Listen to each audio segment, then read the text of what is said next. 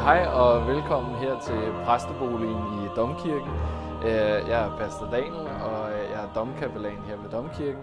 Jeg har i dag fået besøg af Pastoralcentret, som er kommet forbi med en spændende ny pakke, som jeg så første gang i mit liv skal prøve at unboxe.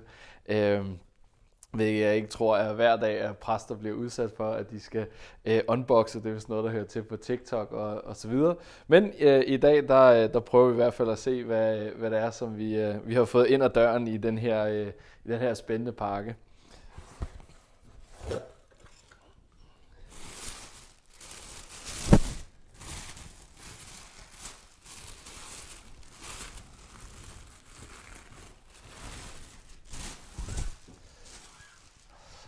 Så det vi har fået ind ad døren her i den her pakke, det er jo intet mindre end Bishop Robert Barrons meget, meget kendte bog, Katolicismen, som også er blevet udgivet på serie osv., men som nu er blevet udgivet på dansk, som er oversat og kommet i det her fuldstændig overdrevet flotte eksemplar, og som man nu kan få på Pastoralcentrets hjemmeside.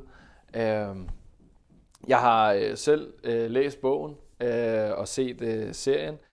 Det er en bog, som alle kan bruge. Vi kan, både som præster kan vi bruge den, men også særligt lægfolk. Som præst, så har jeg før brugt den til at hjælpe folk med at komme ind i troen, til at forstå forskellige aspekter af den osv.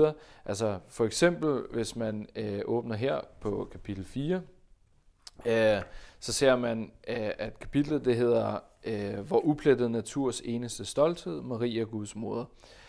Og det er et godt eksempel på, hvordan man kan bruge den her i Danmark, hvor vi er omgivet af protestanter, som ikke har den samme Maria-doktrin, som vi har.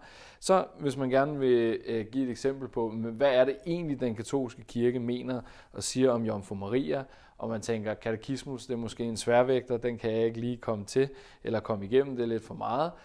Så den her bog er et genialt redskab til simpelthen bare at sige til sine venner, eller hvem det er, man har snakket med, at sige, prøv at læse det her kapitel fra Bishop Barrons bog, fordi det er skrevet i et sprog, som er let læseligt, som alle kan være med i, men samtidig så formidler det fuldstændig klart og tydeligt, hvad det er, vi egentlig tror på om Jomfru Maria.